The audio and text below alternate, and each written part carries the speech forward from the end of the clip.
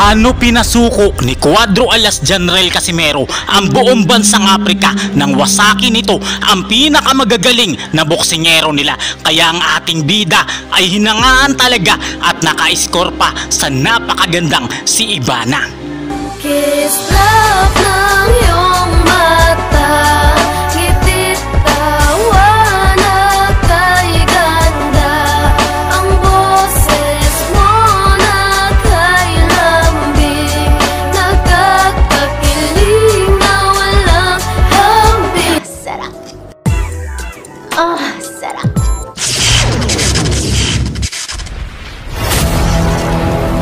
Subscribe. Isang halimaw na boksingerong kampyon na pinakamalakas sa bansang Afrika, superstar kung ituring at bayani nila. May hawak ng world record na pinakamabilis na tinapos ang kalaban sa pinakaunang suntok lang na kanyang pinakawalan. Round 1, 11 seconds KO. Iyak ang pamilya at wasak ang pangarap niya na makalaban sina Uya pagkatapos brutal na makatikim ng pagkatalo sa loob lamang ng 3 round kay Cuadro Alas General Casimero. Araw ng Sabado, November 30, taong 2019, dumayo ang ating kababayan na si Cuadro Alas General Casimero sa Utilita Arena, Birmingham, United Kingdom para harapin ang kampyon ng WBO Bantamweight Division, ang kinatatakutan na si Zolani Tete. Isa itong superstar na boksingero pagdating sa bansa nila at ito yung kinatatakutang halimaw ng South Africa. Animoy isang presidente pag sinasalubong ang boksingerong ito. Literal na bayani ang turing sa kanya ng mga tao. Bato-bato ang katawan na parang hinulma para maging pinakamagaling na boksingero ang Afrikanong ito. At ito daw yung boksingero na kamag-anak ni Taguro. Bago niya harapin si Cuadro Alas General Casimero, siya ay may 12 winning streak laban sa mga dekalibreng boksingero at karamihan sa kanyang mga nakalaban ay pinatulog niya sa ibabaw ng lona. Ibig sabihin lang nito ay napakahusay at halimaw talaga si Zolani Tete pagdating sa ibabaw ng lona. Sa katunayan, ito ang may hawak ng world record na pinakamabilis na knockout win. Pinatulog ang kalaban sa loob lamang ng 11 segundo sa first round lamang ng kanilang laban. 11 seconds, mga kaibigan. Here to lay down something of a statement. He wants a unification battle against the Belfast hero Ryan Burnett, trained by Adam Booth. He is, in a lot of people's eyes, currently the world #1, Tate, but he's also been one of the great avoided fighters. I think very much so, John. He's an avoided man indeed. Oh, and that's the reason why. Goodness me, first punch of the fight, and it's all over. He's knocked him unconscious. The fight is all over with the first punch of the fight. Ganito kabilis tinapos ni Zolani Tete ang kanyang nakalaban na si Siboney Goya, isa rin kinatatakutang boksingero ng South Africa. And there it was there. Whipped that shot in. There you go. Gonya looked like he was trying to land a shot of his own. Ganito kalakas si Zolani Tete na araw-araw nag-gym. Halos mahimatay ang kalaban at di makahinga na kinailangan pa ng oxygen. Kaya naman sa kumpiyansa ng Afrikano ay madali na lamang daw niyang tatalunin si Cuadro Alas General Casimero at parang salamin na babasagin niya ito. The business at hand is General Casimero. The last time he was in the UK, he beat Charlie Edwards, he knocked him out. He'll be looking to knock you out as well. What are you going to do to stop him? I'm gonna break it. Iniisip agad niya ang laban nila ni Naoya Inoue na kung saan ito pala ay nakakasana. Kailangan na lamang niyang talunin si Cuadro Alas na ating bida. Once again, after this fight, he'll give me an opportunity to unify again against maybe the IBF and WBO champion Inoue. Mahaba ang galamay at matangkad na boksingero. Ito yung katangian ng halimaw na Afrikanong boksingero. Ngunit nangako naman ng isang magandang laban si Cuadro Alas General Casimero. Hindi ko masasabi na may he cannot promise that he will be better than Manny, but he can promise that he will do his best and try to win this fight. Nag-umpisa na ang kanilang laban at kitang-kita ang bato-batong katawan at napakatangkad ng Afrikanong kalaban. Underdog na pala dito ang ating kababayan. Maingat ang dalawang boksingero. Hirap naman si Cuadro Alas na pasukin ng Aprikanong boksingero dahil sa tangkad at haba ng kamay nito. Tete, and then whips that uppercut right through the middle. Tete had one win which came in 11 seconds, the quickest ever in a world title fight. Well, it's not, I suspect that might never be broken. Binabasa pa ni Janril Casimero ang mga galaw ni Tete at ito ay kanyang pinag-aaralan ng husto. Todo payo naman ng taktika ang trainer ng Aprikano.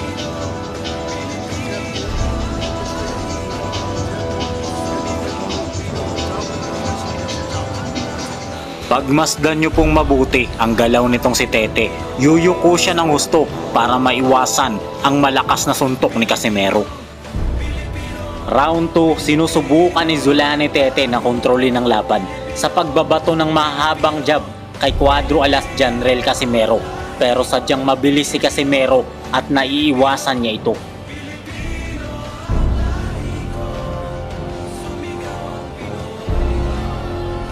Parang leon naman si Janril Casimero na nakaabang lang sa pagkakamali ng kalaban.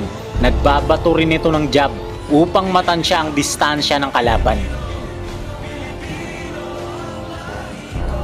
Todo motivate naman ang corner ni Tete at plano talaga nila na tapusin na si Casimero sa round 3. Round number 3, mababaliktad ang kanilang plano dahil dito natatapusin ni Cuadro Alas Janril Casimero ang kinatatakutang halimaw na boksingerong Aprikano.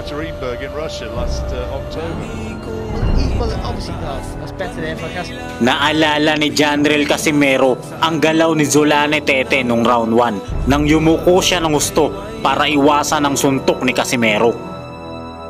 Sa isang pagkakamali lang ni Zulane Tete, kumagat siya sa fake na suntok ni Janril Casimero kaya siya ay napayuko, pero di niya nagawang iwasan ang totoong suntok na tatama sa kanyang bungot. He stepped around it.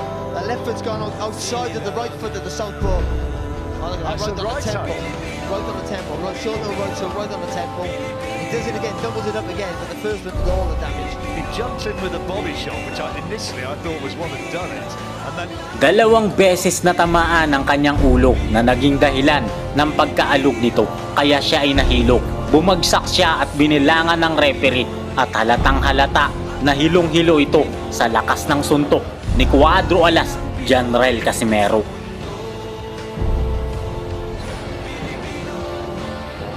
Ito na ang tamang pagkakataon para kay Casimero na nagmistulang leon. Nilapa ang halimaw na superstar ng Aprika.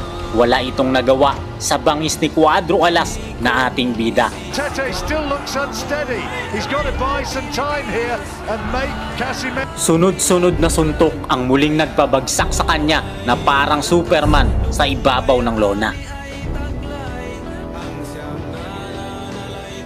Sinubukan niyang tumayo at lumaban pa, pero parusang bugbog lang ang inabot niya, kaya itinigil na ng referee ang laban nila. Referee asking, is he okay? Casimero wants to finish it right here, right now, and finish it he has. The title changes hands in sensational fashion. Zulane Tete stopped by Janril Casimero. Tiningnan ng doktor ang Aprikanong boksingero at dito nila nalaman na di pala nito alam na tapos na ang laban. Iyak ang kanyang pamilya at ang lahat ng kanyang kababayan na nakasuporta sa Aprika na nanunood ng laban niya. Nawala ito sa sarili dahil sa sobrang hilo sa lakas ng mga natamo niyang suntok mula kay Cuadro Alas Janril Casimero. Dito naging bagong kampyon ng WBO Bantamweight Division si Janril Casimero. Naging 3-division world champion na mga Pilipino at nagbigay ng karangalan sa bawat isang Pilipino saan mang sulok ng mundo. Ang kwento ng paghanga at pag-ibig ni Cuadro Alas Janril Casimero sa isang napakagandang diwata at modelo na si Ivana Alawi at kung paano niya tinupad ang kanyang pangakong halik sa diwata nang siya ay manalo at nagwagi ng isang 3-round TKO laban sa batu-batong undefeated na Aprikanong boksingero. Muling tumibok ang natutulog na puso, lalo na ngayon na single na po ulit ang ating pambato At ano ang mensahe ng dalaga na si Ivana Alawi sa nasaktang puso ng ating bida? Iyan ang ating pag-uusapan. Mula pa sa umpisa ay nasakta na at nabigo at tila ba na pagkaisahan na ng mundo ang isang boksingero na si Cuadro Alas Janrel Casimero. Lagi na lamang nabibigo lalo na sa pag-ibig at dumagdag pa dito ang mga tao na pilit siyang hinihila pababa, ginagawa ng kwentong masama upang siya ay tuluyang mawasak at masira. At sa kabila ng lahat ng ito ay lumalaban pa rin po si Janrel Casimero. Hindi pa rin nawawala ng pag-asa ang ating bida at ang kanyang hinangaan na napakagandang diwata na si Ivana ay may mensahe pa sa kanya. Alam mo, iniwan na kayo, mag-move on na kayo. Ang dami, huwag mong sayangin ang buhay mo sa kanya. Move on. There are a lot of fish in the sea. Depende, kung yun nga yung mga tipo ko nasa'yo, pwede, diba? Ikaw ang mag-DM sa akin, hindi ako mag-DM sa'yo. At alam nyo po ba mga kaibigan na may pangako pa po ang ating bida sa napakagandang dalaga bago ang kanyang laban sa isang undefeated na boksingero ng bansang Afrika na ikikiss niya daw si Miss Ivana pag siya ang nanalo at nagwagi sa laban nila. Alam natin na type mo si Lovey po at saka si Ivana Alawi. Sino mas gusto mong maging leading lady sa kanilang dalawa? Si Ivana. Ivana? Ano, gusto mo pa rin ba siya makiss pag nanalo ka? Oo, gusto ko na makiss siya. Ikaw ang binibini na ninanais ko, binibining marikit na dalangin ko. Ikaw ang nagbigay ng kulay sa aking mundo, sana ay panghabang buhay na ito. Ikaw ang binibini na ninanais ko, binibining marikit na dalangin ko. Sarap. Sarap. Sana marinig niya to, sana ma-share na. Okay. Kilig na kilig naman po ang dalaga dahil sa mga sinabing ito ni Janrel Casimero na ating bida at mukhang may pag-asa talaga ang ating pambato sa puso ni Ivana. Ay naku. Pag naging kami nga, isasabihin ko sa inyo.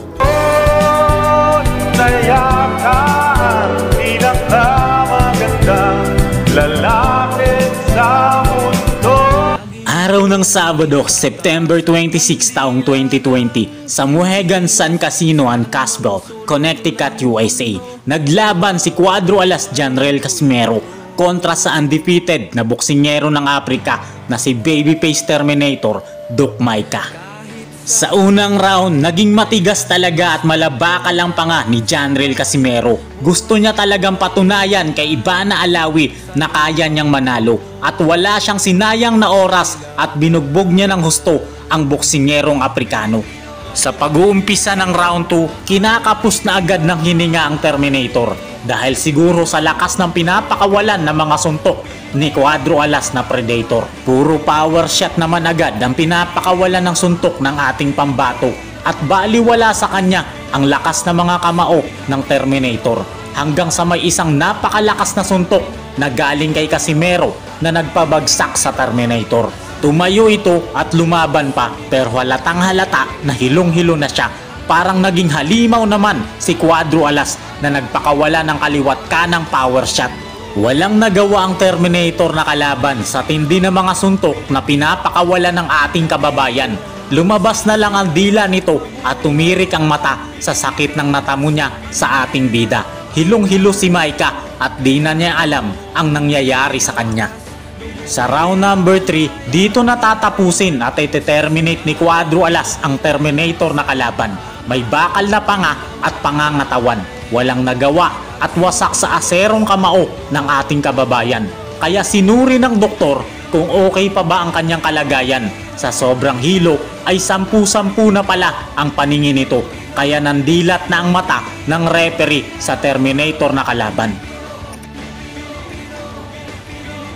Tuloy pa rin ang kanilang laban at parang naging halimaw ulit si Casimero sa pagpapakawala ng malalakas na kamao hanggang sa itinigil na ng referee ang kanilang laban dahil hindi na kayang depensahan ng Aprikano ang kanyang sarili sa laban at dineklarang panalo ang ating kababayan. Dahil sa panalong ito ni Janrel Casimero ay nagkaroon siya ng pagkakataon upang matupad ang kanyang pangako Isang napakatamis na halik sa kanyang hinahanga ang modelo, ang napakagandang diwata na si Miss Ivana Alawi ang muling pumawi sa nasaktang puso ng ating pambato. Kiss love ng iyong mata, ngitit tawa na kay ganda, ang boses mo. Kung talagang sila ang nakatadhana sa isa't isa ay di natin ito mapipigilan. Tanging Diyos lang ang nakakaalam. Mahalin mo ang iyong kapwa katulad ng pagmamahal mo sa iyong sarili at mahalin mo ang Diyos ng higit sa iyong sarili. Amen.